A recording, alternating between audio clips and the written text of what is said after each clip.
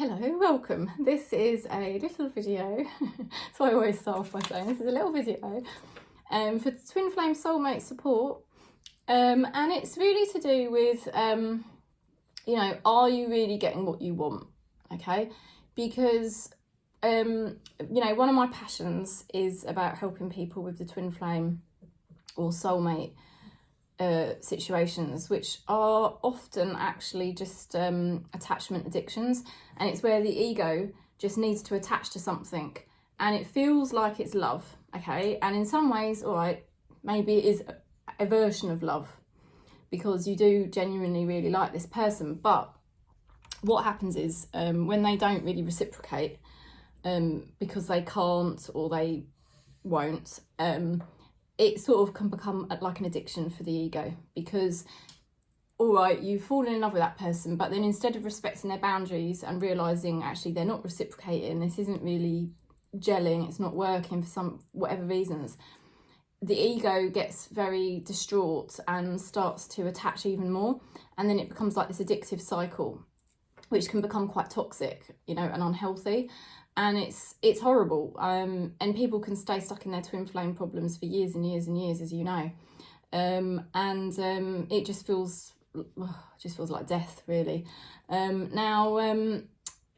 I said, I'm not saying that you don't love this person, because on one level you may really love them, but it is an addiction for the ego, okay? And as you know, some people may not agree with me on it, that they may not like this video, fair enough, but the last thing I want is for people to stay stuck in these attachment addictions for years and years and years and feel like they can't break out of it. And so this video is really about being more real. It's about becoming more real with yourself, to break yourself out of that illusion of the addiction, because what's happening is your ego has made a decision based off the fact that you fell in love with this person, and then your ego is a clinging on for dear life, and it doesn't want to break that attachment because it's getting something from the attachment, you see, because it helps to keep the ego alive.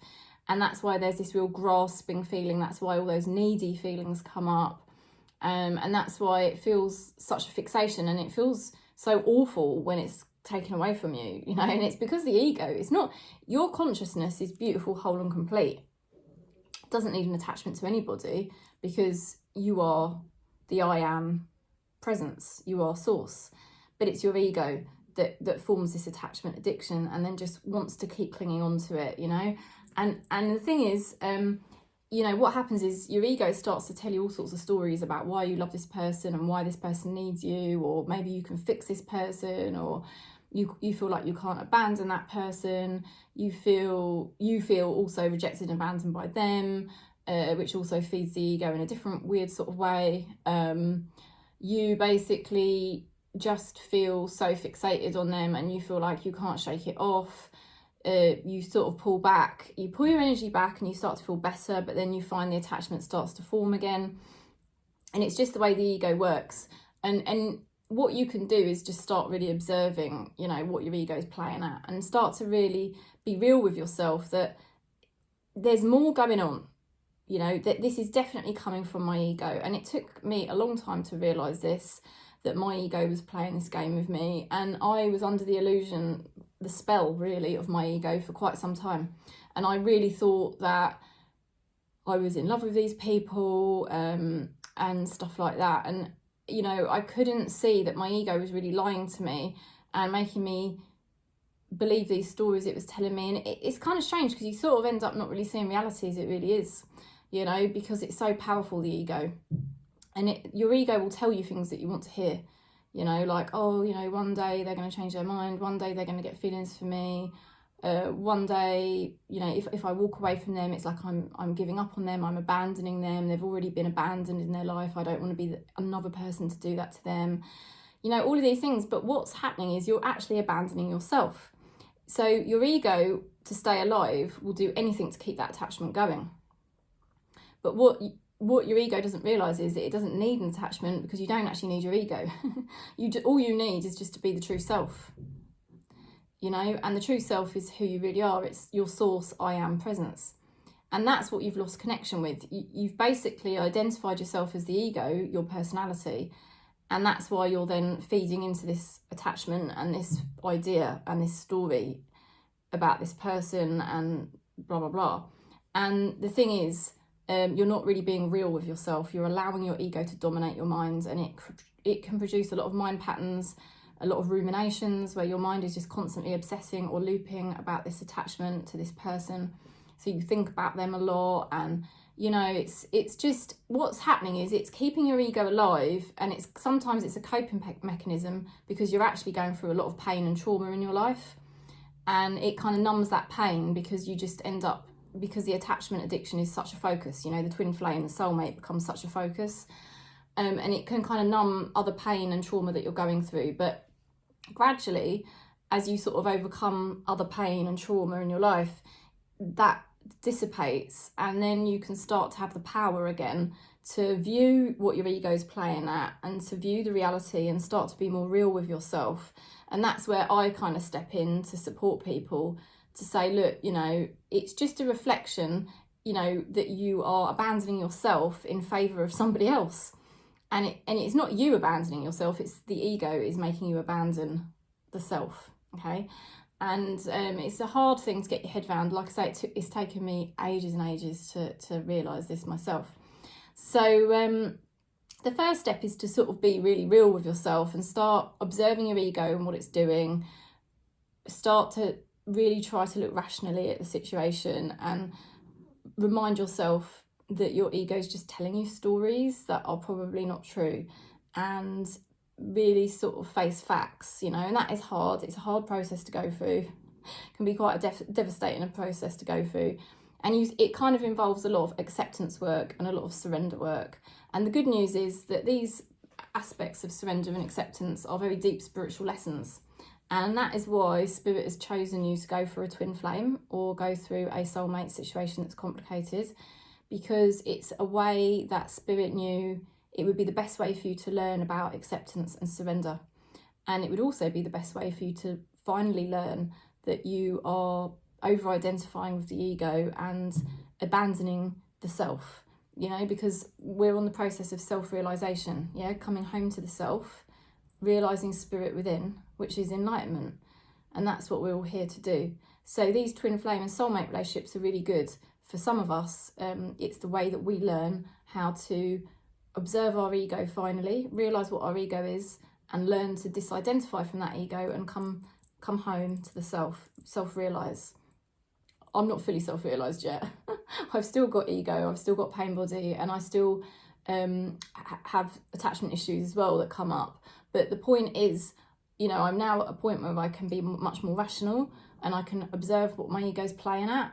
And it's no different from having any other form of addiction, right? Like you know people with other addictions, don't you? And you can observe what they're playing at, and you can see when them telling themselves lies.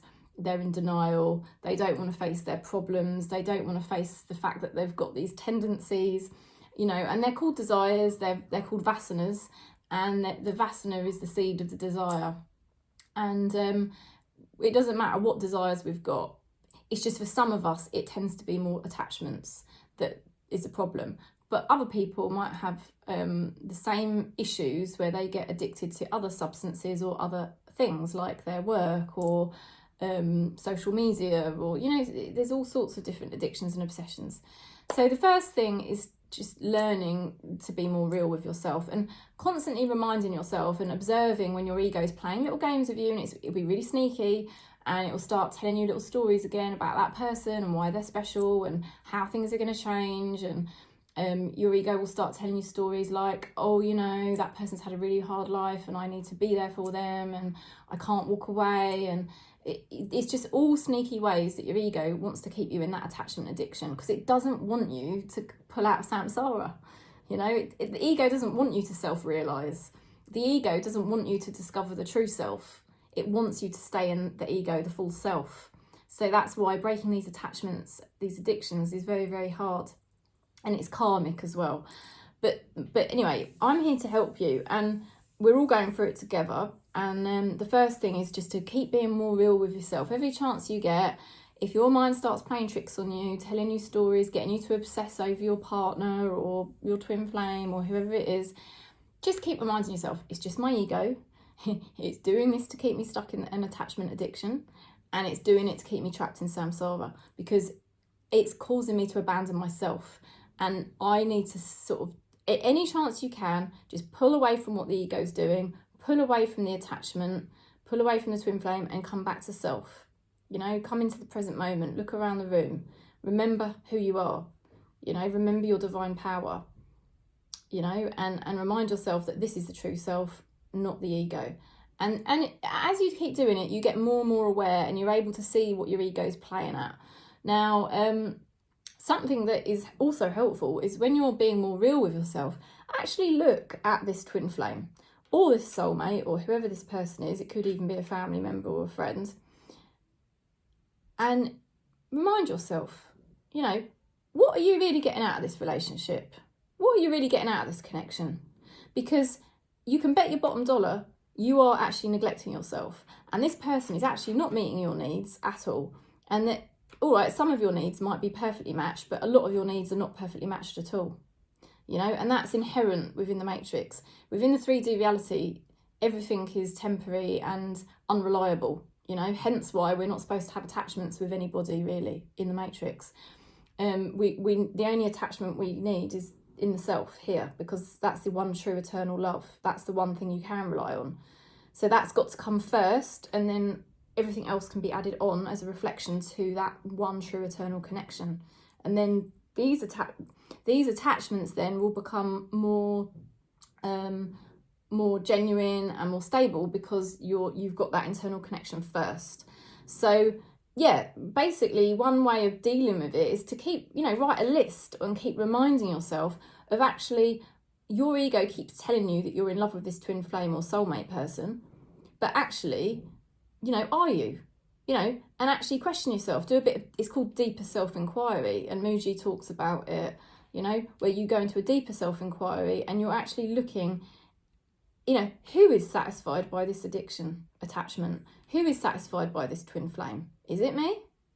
No, it's not. The only person or entity that's satisfied by the addiction attachment is your ego. When you look inside yourself, you'll find you're not, because you can bet your bottom dollar this twin flame or soulmate person is probably not meeting a lot of your needs. And what you're actually doing is you're neglecting yourself, and you're not being real with yourself, where you're not getting your needs met. You know, and ultimately the only person that can meet your needs is obviously yourself, and that has to come first. And it won't come through keeping this attachment addiction alive, this twin flame thing keep going, or a really complex soulmate situation where you're obsessing over it. You know, it's about being real with yourself, being authentic, and keep reminding yourself that this is just an attachment addiction. It's just your ego, and you've got to disidentify from it. And remind yourself, you know, why should you neglect yourself? Why should you compromise on your needs? You know, because you can bet your bottom dollar nobody else is. They're not compromising their needs, and yet you are. You know, and obviously it's karmic. It stems back to your conditioning. It stems back to when you were a child and you didn't get your needs met, and you're just repeating a karmic cycle. So I'll stop there, but that is the video for today, just about being more real with yourself. And I know it's hard, and if you want a session with me, a tarot session, a talking session, whatever you want, you know, you can call me, message me, and we can book it in, email me. But yeah, basically, you know, are you getting what you really want? Don't hold yourself out of alignment for somebody else, okay? Because that's what often really happens in the twin flame, and often even in a soulmate. You're holding yourself out of alignment. You're not being in your true alignment, and you're holding yourself out of alignment to keep an attachment going. And what we're all here to do is come back to our true alignment, okay? So I'm sending you so much love and peace. You know you've got my support. You're not alone. And yeah, message me if you need to. Peace.